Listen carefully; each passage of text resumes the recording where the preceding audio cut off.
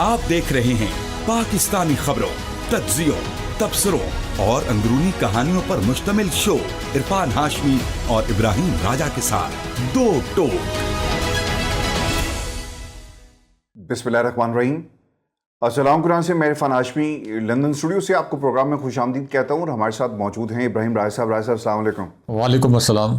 Viewers, programme शुरू करने से पहले आप तमाम सुनने और देखने वालों से दरख्वास्त है कि आप चैनल को ज़रूर सब्सक्राइब करें। पाकिस्तान के अंदर हकीकी आवाज़ों को दबाना अब एक नई रस्म है और इस रस्म के ख़िलाफ़ हमने आवाज़ बुलंद की है। मेन स्ट्रीम मीडिया ये तमाम ख़बरें आप तक नहीं पहुंचाता, तर्जुमान सहाफ़ी हर तरफ आपको आज नज़र आएंगे। तो इस दौर के अंदर इंडिपेंडेंट आवाज़ों की बहुत ज़्यादा ज़रूरत है, पहले से ज़्यादा ज़रूरत है। माजी के अंदर भी ये सब कुछ होता रहा, लेकिन जितना आज हम देख रहे हैं पाकिस्तान में आवाज़ों को दबाने का ये जो एक नया सिलसिला शुरू हुआ या ये जो नई रस्म चली है, इससे पहले हमने नहीं देखी। तो ज़रूर चैनल को सब्सक्राइब करें या जो भी आपको आवाज़ अच्छी लगे आप ज़रूर उसे जाकर सब्सक्राइब कीजिएगा। राजा साहब, 3 ख़बरें जिस पर तफसील से हम बात करेंगे। एक तो मियाँ वाली ने हक़ अदा किया, आवाम निकली, अलीमा ख़ान का तीसरा फेज़ स्ट्रीट मूवमेंट का शुरू हो चुका। पाकिस्तान की आवाम अलीमा ख़ान के साथ खड़ी है। हिकमत अमली है कि इन तमाम प्रॉक्सीज़ को बेनकाब करें। इसके साथ साथ इस हिकमत अमली में राय साहब हमें एक कनेक्शन नज़र आ रहा है और इस कनेक्शन की तजदीद के लिए, रिवाइवल के लिए, जहाँ से सिलसिला टूट गया था उसे जोड़ने के लिए कोई और नहीं, one and only Aleema Khan इस वक्त हमें मैदान में नज़र आ रही हैं। आज एक पुलिस वाले ने रोककर कहा कि मैं नहीं जाने दूंगा। वो क्या माजरा था इस पर भी तफसील से बात करेंगे। और फिर अलीमा ख़ान स्ट्रीट मूवमेंट के जिस फेज़ में हैं यहाँ पर पाकिस्तान तहरीक इंसाफ, और आज जो मुलाकात होने जा रही है ये कितनी इंपॉर्टेंट है इसका भी एक जायज़ा लेंगे। और फिर राय साहब पेशावर जलसे के लिए मीटिंग शुरू हो गई हैं, सुहेल अफरीदी साहब की गुफ्तगू है और इसके साथ साथ राना सनाउल्लाह हुकूमत ने राय साहब अब एक काम जो शुरू किया है वो है किसी तरह से डैमेज कंट्रोल किया जाए। पाकिस्तान की इस्टेब्लिशमेंट, पाकिस्तान में हुकूमत की उल्टी गिनती शुरू हो चुकी। पीपल्स पार्टी ने आज ये जो बिलावल जरदारी है उन्होंने आज एक स्टेटमेंट जारी की और उन्होंने बाकायदा तौर पे कहा कि आप इस आवाज़ को सुनें, ये टिक टॉक जो आवाज़ आ रही है ये आपकी जाने का वक्त हुआ चाहता है। राना सनाउल्लाह ने पाकिस्तान की इस्टेब्लिशमेंट के हवाले से क्या कहा है और दूसरी तरफ जाती उमरा के अंदर जो सिटिंग हुई इसके ऊपर कौन किसको इंडोर्स कर रहा है और फिर नून लीग क्या डबल गेम खेल रही है और क्या राय साहब इनके पास सिस्टम में इतना पॉलिटिकल कैपिटल मौजूद है जिसे ये इस्तेमाल कर सकते हैं। इसका भी मुकम्मल हाल अहवाल अपने सुनने वालों के साथ हम शेयर करेंगे। लेकिन to begin with Aleema Khan, जिन्होंने आज पाकिस्तान में एक नई तारीख़ रकम की है और वो लोग जो कहते थे कि आवाम नहीं निकल रही, ख़ुद निकल कर आवाम को निकाल कर, और जिन हलकों में आवाम को निकाला ये शेर अफजल मरवत का इलाका है, ये उन प्रॉक्सीज़ का इलाका है जिन्होंने इमरान खान के नाम को इस्तेमाल करके पाकिस्तान के अंदर ऐसा पार्लिमान के अंदर पहुंच गए, मैंडेट को इस्तेमाल किया, इमरान खान के मैंडेट के ऊपर कब्ज़ा करके अब इसे अपना मैंडेट कहते हैं। साहब, जब किसी ज़मीन के ऊपर कब्ज़ा होता है ना तो पहले उसकी 4 दीवारी की जाती है, फिर 4 दीवारी के बाद जो है वहाँ पे अपना नाम लिखवा दिया जाता है, फिर आहिस्ता आहिस्ता गेट लग जाता है। गेट लगने के बाद उसके जो मकीन है वहाँ पर किसी चौकीदार को बिठा दिया जाता है और देखते देखते फिर वो ज़मीन उन लोगों की हो जाती है जिन्होंने 4 दीवारी की होती है। तो शेर अफजल मरवत भी उन्हीं लोगों में से एक है। राजा साहब, अलीमा ख़ान की गुफ्तगू जो उन्होंने की है इस मौके के ऊपर और पाकिस्तान की आवाम को वो क्या पैगाम दे। 3 मुतालबात हैं अलीमा ख़ान के जिसे वो बार बार दोहरा रही हैं, पाकिस्तान की आवाम के सामने रख रही हैं। पहला मुतालबा इमरान खान की रिहाई। इमरान खान को बुनियादी जो उनके हकूक़ हैं वो दिए जाएं। पाकिस्तान के अंदर इमरान खान के हकूक़ को पामाल करने वालों का हिसाब बाद में होगा, लेकिन वो लोग जिन्होंने इमरान खान के हकूक़ को सल्ब किया उनके हकूक़ उनको लुटाए जाएं। दूसरी चीज़ जो अलीमा ख़ान ने कही, इमरान खान को मेडिकल एक्सेस जो है उनके डॉक्टर्स का वो मुहैया किया जाए और इसके साथ साथ इमरान खान की कैद तन्हाई को ख़त्म किया जाए। राय साहब, ऑब्जर्वर की ना एक रिपोर्ट बड़ी इंटरेस्टिंग थी। इंटरनेशनल मीडिया ने पाकिस्तान की इस्टेब्लिशमेंट से राब्तों की बात की है। ऑब्जर्वर ये कह रहा है कि एक ऐसी मीटिंग हुई है और ख़ानदान ने इसको कंफर्म भी किया कि पसे पर्दा, क्योंकि मामला काफ़ी हसास है, एक कोशिश हुई है।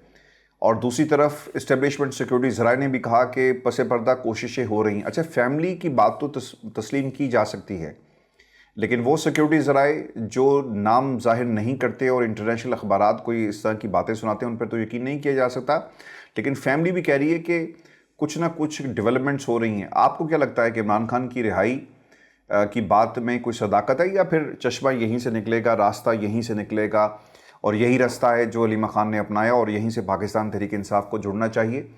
راج صاحب، ایک تو حکمت عملی علیمہ خان کی جو کمیونیکیشن گیپ تھا اس کو انہوں نے برج کیا، اور دوسرا جو انٹرنیشنل جریدہ عمران خان کی رہائی کی بات کر رہا ہے، اور وٹ ڈو یو تھنک کہ یہی صحیح راستہ ہے؟ دیکھیں عاشمیر صاحب، جو آپ نے سوال کیا کہ کیا اسٹیبلشمنٹ کی جانب سے عمران خان صاحب کو رہا کرنے کا فیصلہ کر لیا گیا ہے، اور عمران خان صاحب جب رہا ہوں گے تو اس کے بعد خان صاحب کا اگلا لایا عمل کیا ہوگا؟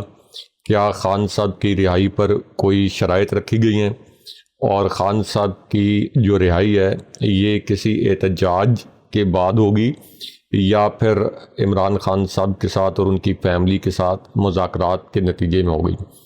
اب اس کے اندر 2-3 چیزیں اور 2-3 واقعات جو ہیں وہ دیکھنے والے ہیں، اور ان 2-3 واقعات سے پتہ چلے گا کہ کیا عمران خان صاحب کی رہائی ہونے والی ہے، اور کیا بیک گراؤنڈ میں کوئی اتنی بڑی ڈیولپمنٹ ہوئی ہے یا کوئی اتنا بڑا بریک تھرو ہو گیا ہے کہ اب عمران خان صاحب کو عدالتیں بہت جلدی انصاف دے دیں گی، یعنی 1 سال کی تاخیر 3 سال کی تاخیر کے بعد اب وہ جلدی کوئی عمران خان صاحب کے کیسز فکس کریں گی، عمران خان صاحب کو انصاف دیا جائے گا، یا براہ راست عمران خان صاحب کو رہا کر دیا جائے گا؟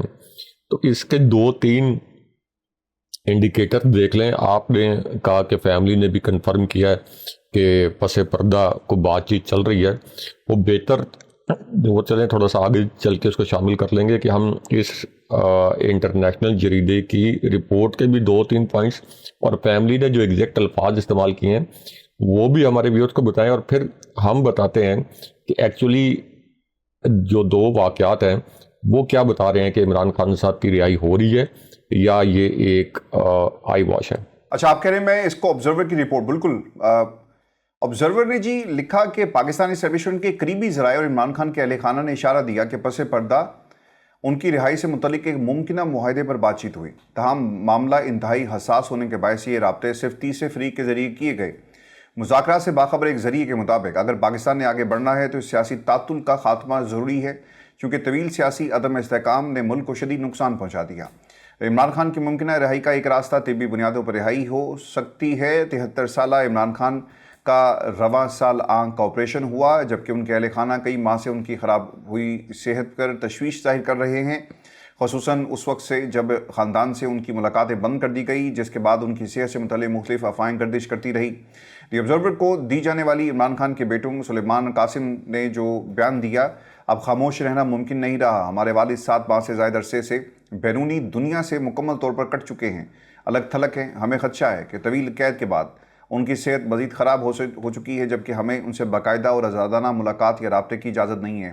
عمران خان کے بین الاقوامی میڈیا کے مشیر ذوالفقار بخاری یہ کہتے ہیں، زلفی بخاری، کہ عمران خان کی صحت مسلسل خراب اور انہیں فوری طبی سہولیات کی ضرورت ہے، تنہائی میں رکھا، اپنی بہنوں یا کہ حتیٰ کہ وکلاء سے ملنے کی اجازت نہیں۔ اچھا، اس میں جو انہوں نے ذکر کیا نا کہ انسانی حقوق کے وکیل کلائف اسٹیفورڈ سمتھ نے کہا کہ عمران خان ضدی شخصیت کے مالک ہیں، جس شخص نے ویسٹ انڈیز کے تیز گیند باز بلوں کے سامنے ہیلمٹ پہننے سے انکار کیا وہ ایسے معاہدے پر بھی آمادہ نہیں ہوگا۔ بطور ذاتی دوست میں نہیں چاہتا کہ وہ جیل میں تنہا جان کی بازی ہار جائیں۔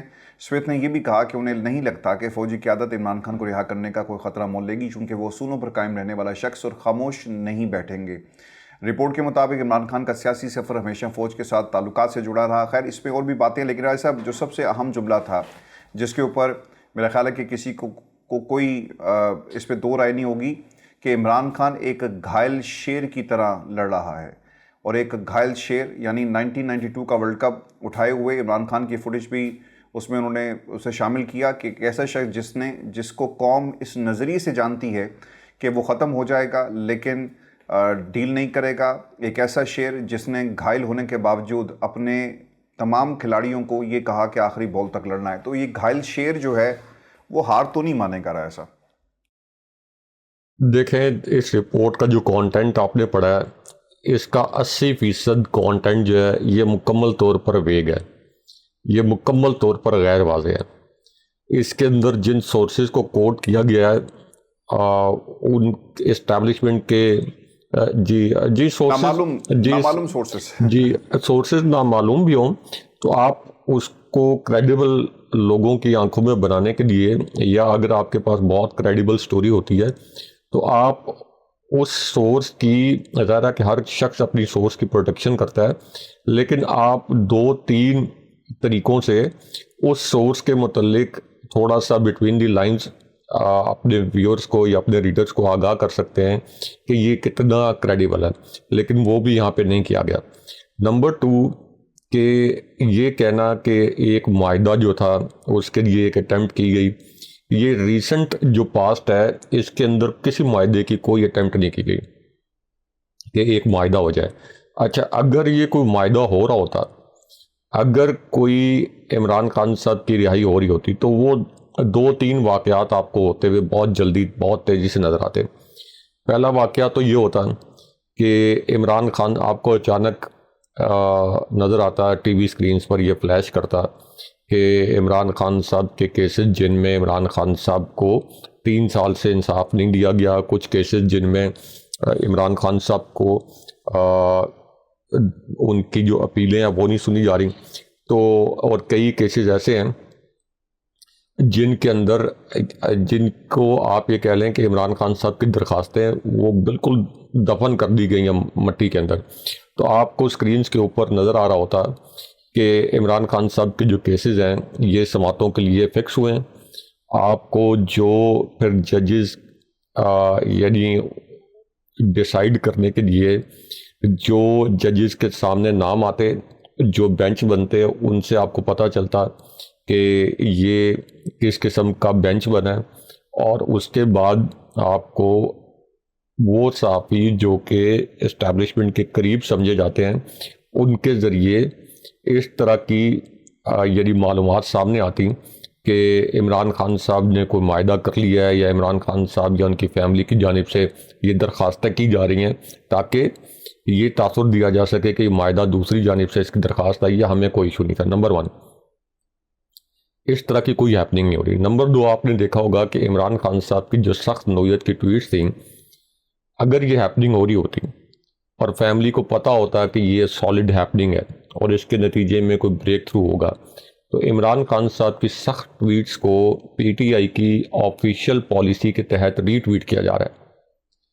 میں دیکھ رہا ہوں کہ پی ٹی آئی کا جو آفیشیل ٹویٹر اکاؤنٹ ہے اس کے اوپر پاکستان میں طاقتور حلقوں کی جو شخصیات ہیں ان کے خلاف بڑے سخت ٹویٹس کیے جا رہے ہیں۔ تو اگر کوئی بریک تھرو ہو رہا ہوتا، اگر کوئی سالڈ بات چیت ہو رہی ہوتی، اگر عمران خان صاحب کی رہائی کا معاہدہ قریب ہوتا، تو پی ٹی آئی کیا اس معاہدے کو خود خراب کرتی کہ اسٹیبلشمنٹ کے خلاف اتنے سخت بیانات دیتی یا ان کے خلاف اتنے سخت ٹویٹ کرتی؟ یہ ہو سکتا تھا کہ ایک ایسی سچویشن میں پاسبل نہیں ہے۔ پھر اس کے بعد آپ یہ دیکھیں کہ جو عمران خان صاحب کی سخت ٹویٹس کو جو کہ بہت عرصہ پہلے کی ہیں، مراد سعید سمیت پی ٹی آئی نے ایک آفیشلی آپ یہ کہہ لیں پالیسی بنائی ہے کہ چلے عمران خان صاحب نئے ٹویٹ نہیں کر رہے یا ان کے اکاؤنٹ سے نئے ٹویٹس نہیں کیے جا رہے، تو پرانے ٹویٹس کو ری ٹویٹ کر کے کوئی پریشر بڑھانے کی کوشش کی جائے یا عمران خان صاحب کا پیغام سامنے لانے کی کوشش کی جائے۔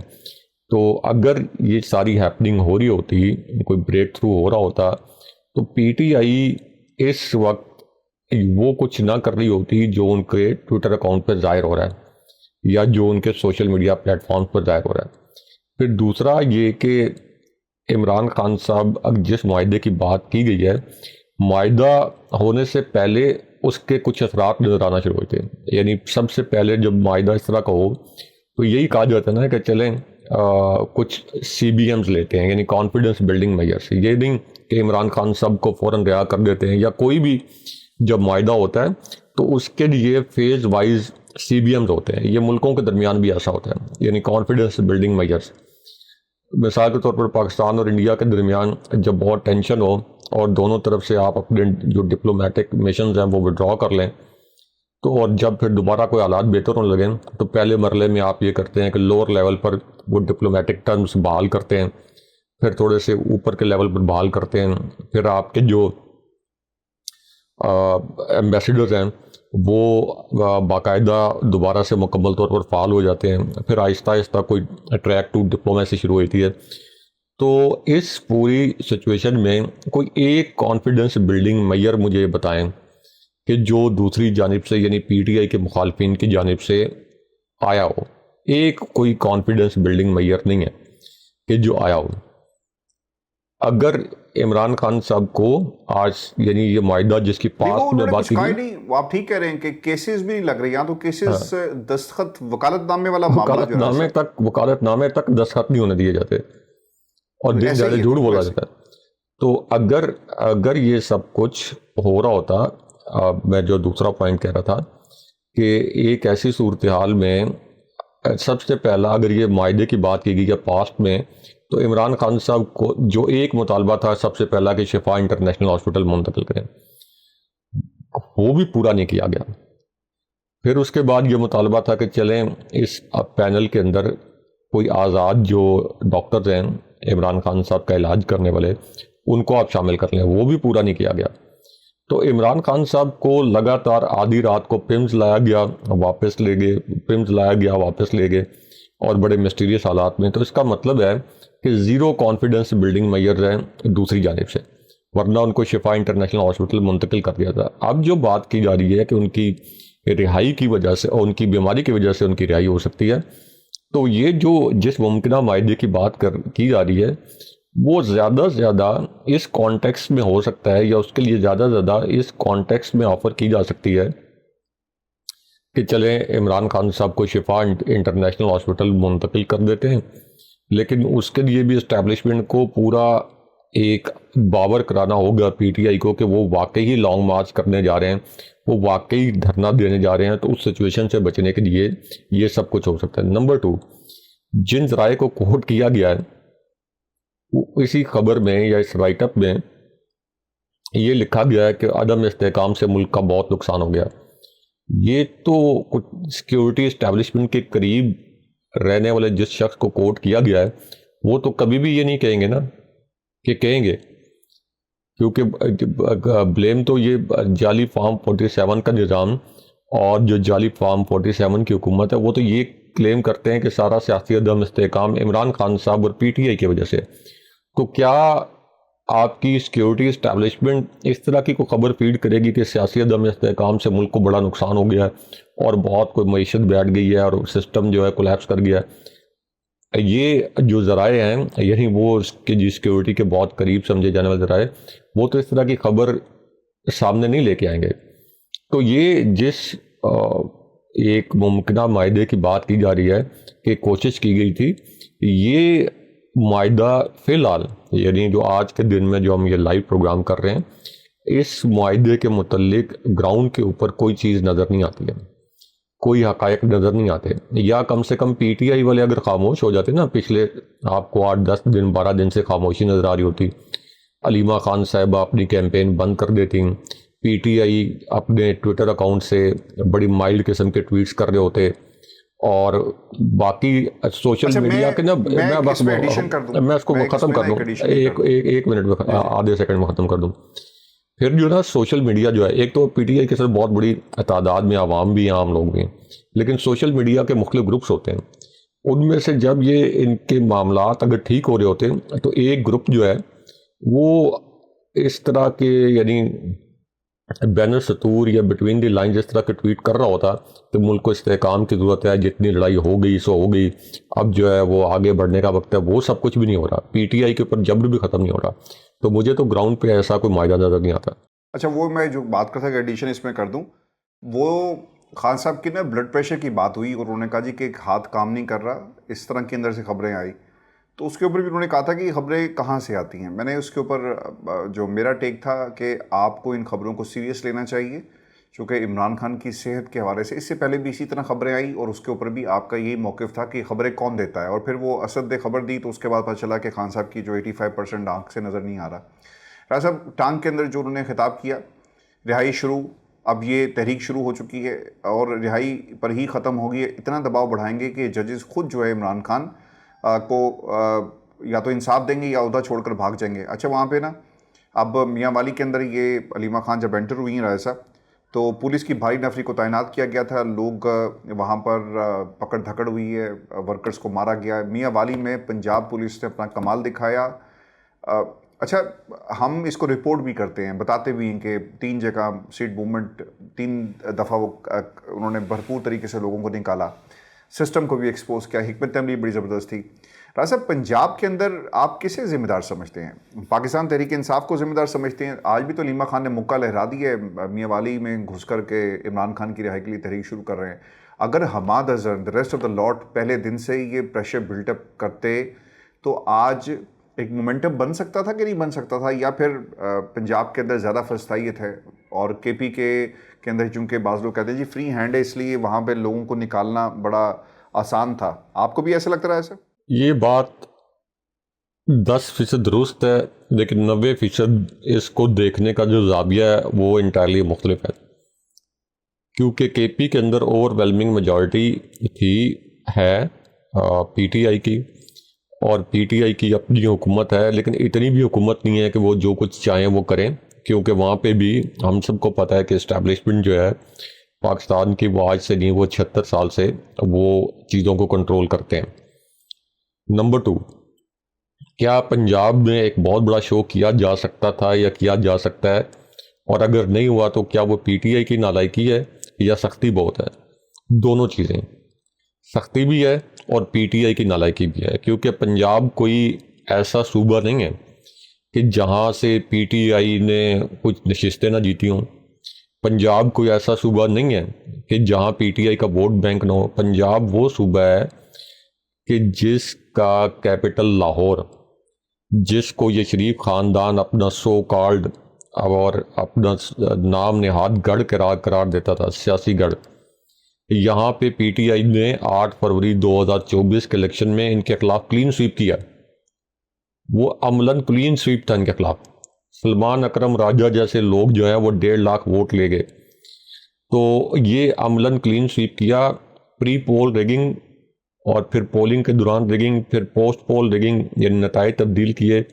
اس کے باوجود پی ٹی آئی نے کلین سویپ کیا. پنجاب میں تھوڑا اور آگے آ جائیں، گجرانوالہ میں خرم دستگیر خان صاحب، جن کا ایک بہت بڑا سیاسی کلاؤڈ تھا، وہ پورے کا پورا تلپٹ ہو گیا. گجرانوالہ سے مسلم لیگ نون کا پی ٹی آئی نے صفایا کر دیا. آگے آ جائیں سیالکوٹی بابا جی، خواجہ آصف صاحب. خواجہ آصف صاحب کو ریحانہ ڈار صاحبہ نے 50,000 کی لیڈ سے زائد کی لیڈ سے ہرا دیا. سب کو پتہ ہے، جیو نیوز پیپر یہ گرافک چلا تھا، اے آر وائی پر بھی چلا تھا. سب کو پتہ ہے کہ 50,000 سے زائد کی لیڈ سے وہ جیت رہی تھی اس وقت جب باقی جو کاؤنٹ ہونے والے ووٹ تھے وہ 5,000 سے بھی کم رہ گئے تھے. تو 50,000 سے زائد لیڈ سے وہ اس وقت جیت رہی تھی. تو آپ اندازہ کریں کہ خواجہ آصف، جن کو مسلم لیگ نون اپنا ایک سو کالڈ پلر کہتی ہے، سیالکوٹ میں اپنے آبائی حلقوں میں، اپنے آبائی علاقوں میں، وہ ریحانہ ڈار صاحبہ سے انتخابی نشان نہ ہونے کے باوجود 50,000 سے زائد لیڈ سے وہ شکست کھا گئے. راولپنڈی ڈویژن جو پنجاب ہے پورا یہاں پہ ڈڑن تختہ ہو گیا نون لیگ کا.